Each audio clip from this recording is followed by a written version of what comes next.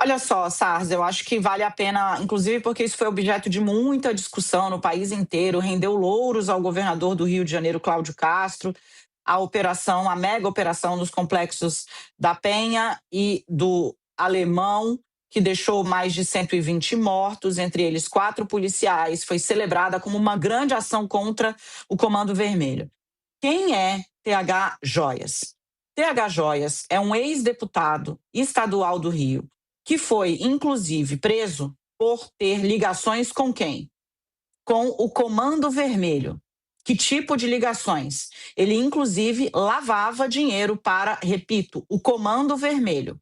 TH Joias foi preso e está vivo. Inclusive, se quiser, pode colaborar com as investigações. Por quê?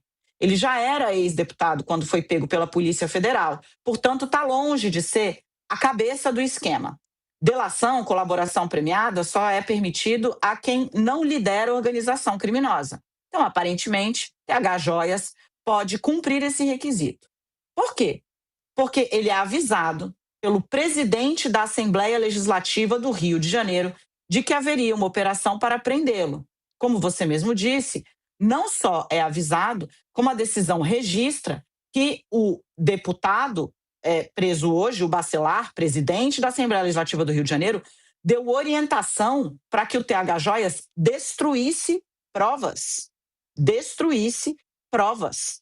Segundo consta na investigação, o TH Joias chega a retirar coisas de casa durante a noite para esperar a polícia. Ele troca o telefone celular.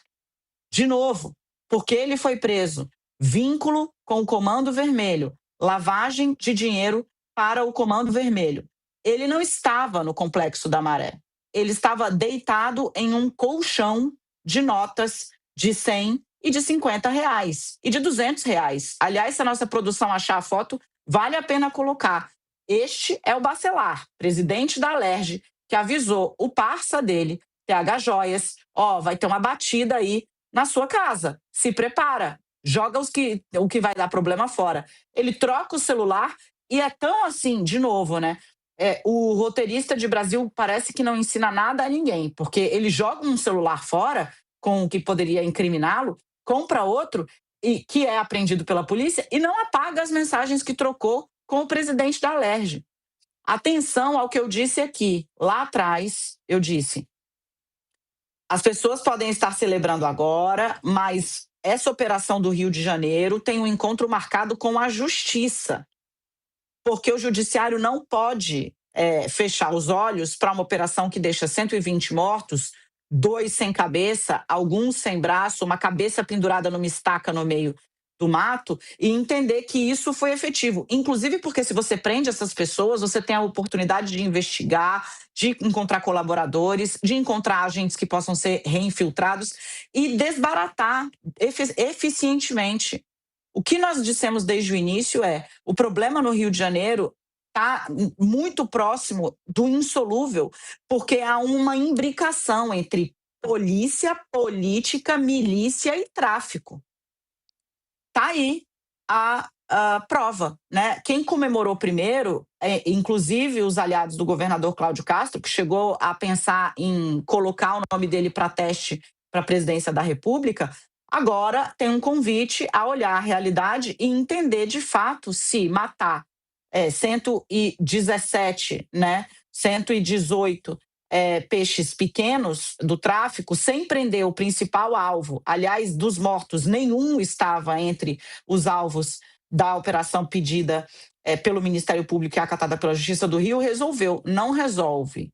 Assim como prender o presidente da Alerj, também não vai solucionar do dia para a noite. O problema ali é grave e está nesta monta. Presidente da Assembleia Legislativa do Rio avisou o deputado que lavava dinheiro para o Comando Vermelho, segundo a polícia, que ele seria alvo de uma batida e mandou o cara destruir provas. É disso que se trata. Esse é o tamanho do problema no Rio de Janeiro. Essa é a altura que chegou o Comando Vermelho da estrutura do Estado fluminense. Pois é. E a gente tem aí a foto que a Dani pediu, né? Que é essa do TH Joias deitado na... Gente, eu acho essa foto, sinceramente, assim, nem as caixas de dinheiro do Gedel Vieira Lima, que caiu do Ministério do Temer, por conta das caixas de dinheiro encontradas são tão escandalosas quanto o cidadão dormir em berço esplêndido sobre um monte de nota de dinheiro que vem pelo menos uma boa parte dele, segundo os investigadores, lavagem de dinheiro do tráfico de drogas. Assim, é de um inacreditável brutal. Alexandre, como disse José aqui no nosso chat no YouTube, tá tudo dominado, Alexandre. Boa tarde para você. Boa tarde, Dani. Olha, eu, claro, como todo carioca, chocado com isso. A gente que hoje queria estar só falando do provável conquista do brasileiro pelo Flamengo, que já é 4 vezes campeão da Libertadores, a cidade queria estar em festa, só falando disso, e tomamos esse susto. Né? Não só eu, quer dizer, quem tomou susto foi a classe política do Rio de Janeiro. Eu passei o dia conversando com muita gente e está todo mundo chocado, né? É engraçado, porque você conversa com as pessoas, ao mesmo tempo que elas dizem isso é esperado, elas dizem eu tomei um susto. Então é interessante como esses dois pensamentos convivem ao mesmo tempo, né? De dizer isso é esperado e eu tomei um susto. Mas realmente foi um tsunami na política aqui do Estado, do Rio de Janeiro. A parte criminal, a Dani já falou praticamente tudo o que tinha que ser falado. Eu vou falar um pouco mais da parte política, né? Realmente cai como uma bomba e que só começou os desdobramentos só começaram a acontecer. Eu converso com as pessoas, eu passei o dia conversando com as pessoas e a reação ninguém se arrisca muito a dizer o que vai acontecer. Todo mundo só diz, olha, está se puxando um fio que ainda tem muita coisa para aparecer. Então, eu não vi ninguém dizendo com muita certeza que sabe o que vai acontecer. A gente viu, claro, algumas pessoas comemorando. Por quê? Porque o Rodrigo Bacelar, ele fez muitos inimigos. Ele tem inimigos de todos os lados, na esquerda, na direita, em cima, embaixo, onde se olhar, o Rodrigo Bacelar, ele fez inimigos. Para começo de conversa, ele vem de Campos dos Goytacazes, que é uma das maiores cidades do interior do Rio de Janeiro, que é o reduto do Antony Garotinho, ex-governador, que está dando festa nas redes sociais, rindo, porque a família do Bacelar é inimiga histórica lá de Campos da família Garotinho. O pai do Rodrigo Bacelar, Marcos Bacelar, se não me falha a memória, ele foi presidente da Câmara dos Vereadores de Campos e fazia uma oposição ferrenha à família Garotinho. Então, eles têm uma briga ali local, que é da cidade de origem do Bacelar e que é a mesma cidade do Antony Garotinho. Depois, ele foi construindo uma rivalidade, por ele estar ligado ao grupo político ali do centro, da centro-direita, do bolsonarismo, foi criando uma rivalidade com o Eduardo Paes, que é o prefeito da cidade e que é candidatíssimo ao governo do estado ano que vem, representando esse lado político da esquerda, do lulismo, enfim. Apesar do Eduardo se considerar alguém de centro, é do PSD, e como alguém mais centrista, não tão ideológico, mas ele claramente é o candidato do Lula ao governo do estado do Rio de Janeiro e favoritíssimo, né? As pesquisas dão, inclusive, a possibilidade, hoje, né? Claro que política é nuvem, muda todo dia, nós estamos a 1 ano da eleição, mas hoje o Eduardo Paes é dado, inclusive, como alguém que pode ganhar essa eleição no primeiro turno. Ele perdeu, é bom lembrar, a última eleição, ele perdeu a eleição para o Wilson Witzel, que foi um susto aqui na cidade para muita gente, em 2018, mas ele, obviamente, todo mundo sabia que ele ia tentar de novo. E o Eduardo Paes, claro, é o grande beneficiário da prisão do Bacelar, porque o Bacelar estava querendo ser candidato também, disputar o governo do estado por esse grupo político do Cláudio Castro, do bolsonarismo. Não era o candidato já escolhido, com o martelo batido. Ele pontuava ali 14%, 15% nas pesquisas, mas o Bacelar, por ser presidente da Alerj e por ser um político do interior muito hábil, que conhece muita gente, ele era visto como alguém que tinha uma máquina muito forte ao seu lado. Ele não é um político muito conhecido, muito popular, tanto que pontuava ali, há 1 ano da eleição, 14%, 15%. Mas também não era carta fora do baralho, por essa força que ele tem no interior. Ele é muito querido pelos prefeitos do interior, ele tinha uma máquina muito forte. Então ele era visto como um candidato longe de ser favorito, mas um candidato viável para a disputa. Só que ele arrumou uma briga gratuita que ninguém entendeu com o Cláudio Castro há uns meses atrás, quando o Cláudio se licenciou do cargo, viajou, e ele demitiu o Washington Reis, que é uma liderança da Baixada, criou uma confusão enorme e o que a gente considera que aquele foi um ponto onde o Bacelar ele queimou as suas pontes também com o grupo do Cláudio Castro. Então, eles continuaram politicamente convivendo, eles se entenderam, chegaram a um acordo, mas ele claramente deixou de ser o candidato natural desse grupo político. O próprio bolsonarismo quis se afastar na hora dessa confusão. Então, esse campo que já estava dividido, agora então está esfacelado.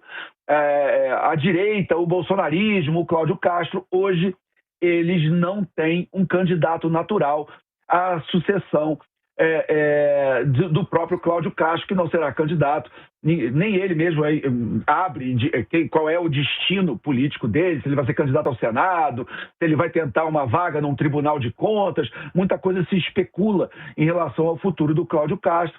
Mas quem vai disputar essa eleição contra o Eduardo Paes, se já era um pouco obscuro, agora então esse campo está esfacelado. E o último que comemorou hoje foi o próprio Wilson Witzel, que foi para as redes sociais rir, dizer, olha, os 70 que me empicharam são os 70 que elegeram por unanimidade o Rodrigo Bacelar, presidente da Alerj, reflitam. E o Wilson Witzel, todo mundo sabe, tem vontade de disputar de novo um dia o governo do Estado. Não tem chance nenhuma, mas tem vontade. E ele hoje foi para as redes sociais também para comemorar. Coragem do Witzel. Oi, Dani. Sabe o que é? Ainda bem. Bom, oi, Borges. Não te dei boa tarde. Ele me desconcertou aqui com essa risada. Você também, Diego. Que duplinha, desculpa. Viu? Que duplinha. Tudo bem. É o seguinte, eu vou pegar o gancho que o Alexandre Borges deu, falando da política, e olha só o reforço, Alexandre, que hoje ganhou o Eduardo Paes, né? O presidente do Partido dos Trabalhadores, o Edinho Silva, o presidente do PT, presidente nacional do PT, me enviou uma nota na qual faz um longo arrazoado sobre o Rio de Janeiro. Eu vou começar pela política, que é aí o ponto onde deixou o Borges, e depois trago um pouco da reflexão que ele faz sobre segurança pública na esteira da prisão do presidente da Assembleia Legislativa do Rio de Janeiro. Primeiro, ele diz que não há projeto de lançar candidato do PT no Rio de Janeiro. Olha só, abro aspas, a hipótese de candidatura própria do PT no Rio de Janeiro não existe. Não vamos fragmentar o campo democrático. Quem investe nisso não tem responsabilidade com o momento histórico que o Brasil vive. Olha o que ele fala sobre Eduardo Paes. Nossos aliados podem pensar de forma diferente, não tem problema, blá, blá, blá, blá. Eduardo Paes, nossa aliança política nunca esteve tão sólida. Ele é parceiro de primeira hora do presidente Lula e o presidente dele. Ou seja, vai com Eduardo Paes, corta pela raiz a ala dissonante do Rio, que é mais próxima do Cláudio Castro e desse centrão, digamos, à la carioca, né? Já encerrando por hoje as especulações, expectativas, etc. e tal. Edinho Silva foi eleito presidente do PT no braço de quem? Do próprio Luiz Inácio Lula da Silva. Então fala ele pelo presidente da República também. Sobre as operações de hoje, elas não são mencionadas na nota, mas a nota começa falando sobre o PT acredita num projeto de segurança pública que seja eficiente e que derrote o crime. Como? Com asfixia financeira, bloqueando recursos, como fez o presidente na Operação Carbono Oculto. Com isso, você impede que o dinheiro chegue para os criminosos, políticos e também aos adolescentes e jovens das comunidades. Temos de usar inteligência para rastrear os criminosos e impedir que eles se organizem. Hoje a gente tem tecnologia, câmeras de rastreamento para fazer isso em toda a cidade, em todas as comunidades e nos locais mais críticos. Ou seja, né, ele segue aqui e fecha. Ou vamos nessa linha, ou vamos só assistir operações midiáticas que dão imagens chocantes, como a do Complexo da Penha, mas não derrota o crime, não liberta as comunidades.